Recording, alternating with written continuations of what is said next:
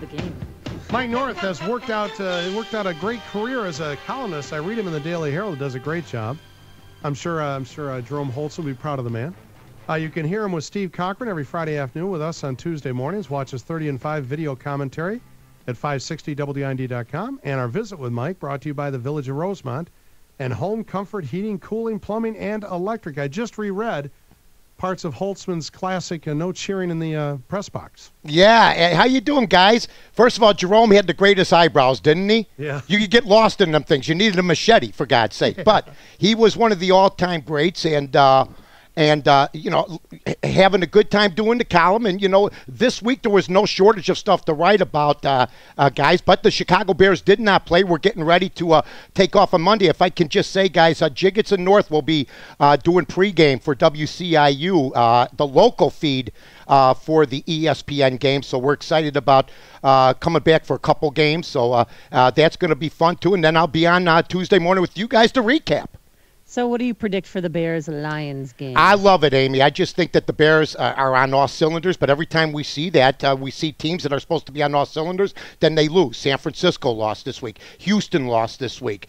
There were 3-4 top-rated teams that lost this week. So I just think that the Bears right now, defensively playing solid football.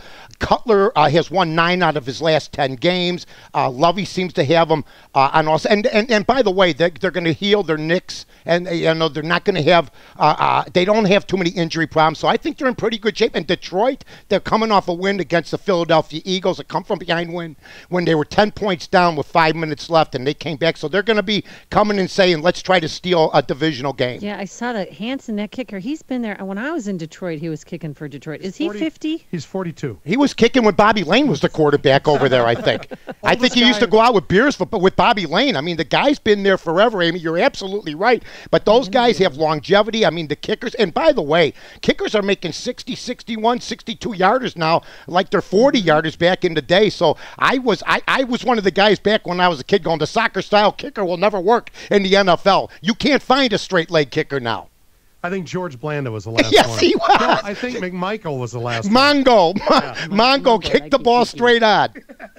I mean, the soccer-style kickers are unbelievable. They kick it with the side of their foot. They don't even kick it with the front. The thing goes 70 yards. Hey, speaking of Mongo, any thoughts on Alex Karras? Absolutely. Alex Karras would be banned from today's game because he actually would tell his opponents, I'm going to hurt you. Goodell would have a meeting with him and throw him out of the league. He comes from a long line, but I think one of the greatest things he ever did was not only, he was from Detroit and from played for Detroit from Gary, Indiana, and then he forges this movie and TV career. Mary Susan Clark has the second most famous line in history in the movies. Of course, the first one, frankly, my dear, I don't give a damn. Clark Gable and Gone with the Wind.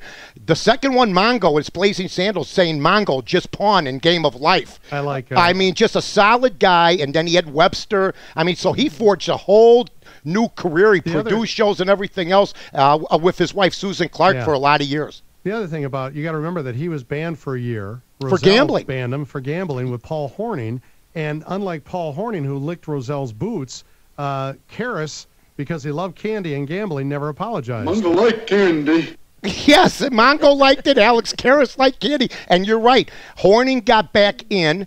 Alex Karras is not in the Hall of Fame because he did not kowtow. And he said, yeah, we gambled. We both gambled. Reportedly on the 62 championship game. That's the information that they had at the time.